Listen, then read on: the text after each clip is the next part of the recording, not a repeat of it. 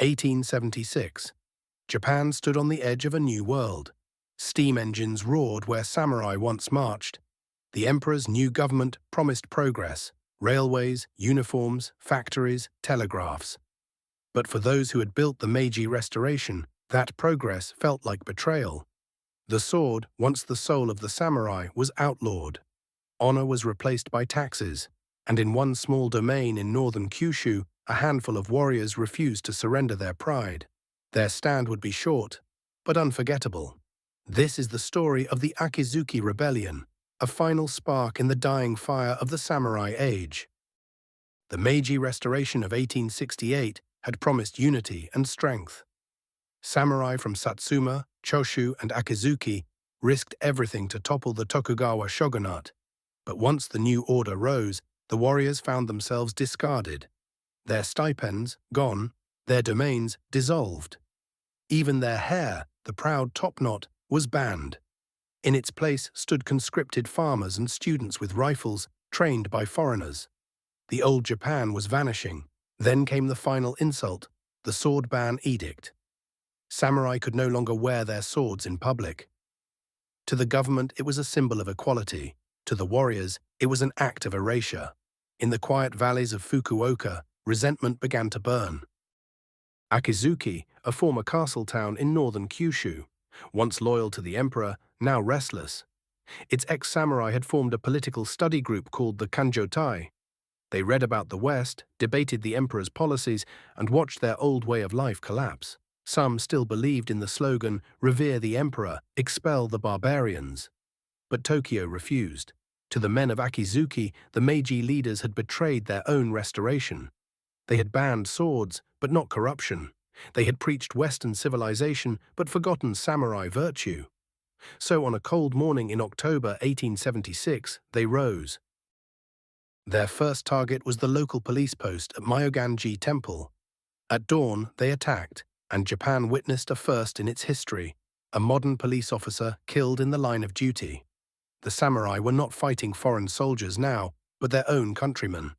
Carrying old muskets and swords, the rebels advanced toward Toyotsu to join another uprising.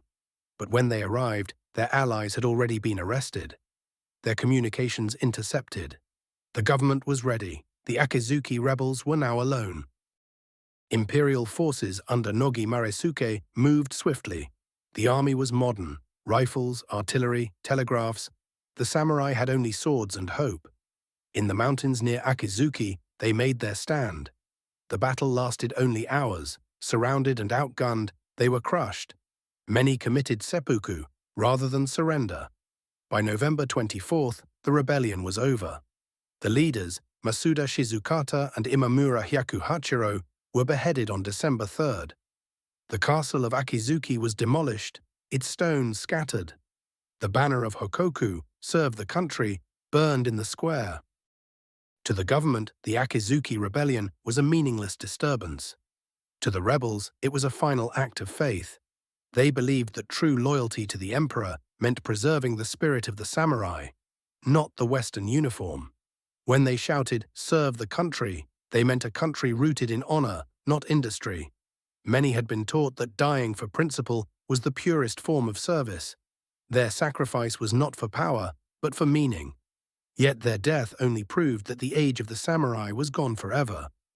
The Akizuki Rebellion was one of 3 samurai uprisings in 1876, alongside Shinpūren in Kumamoto and Hagi in Yamaguchi. Each rose and fell within weeks, but their impact was profound.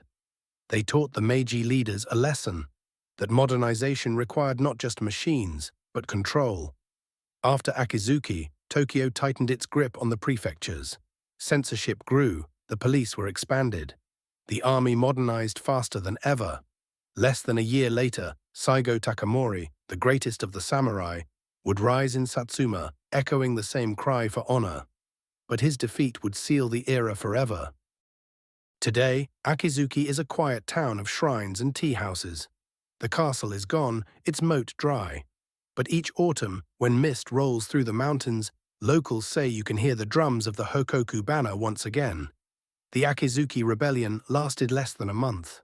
Yet its story lasts because it asks a question every generation must face. What is worth keeping when the world moves on? The samurai of Akizuki could not stop time, but in dying for their beliefs, they ensured that honor, even in defeat, would never be forgotten. If you enjoyed this journey into Japan's hidden past, don't forget to like, subscribe, and share.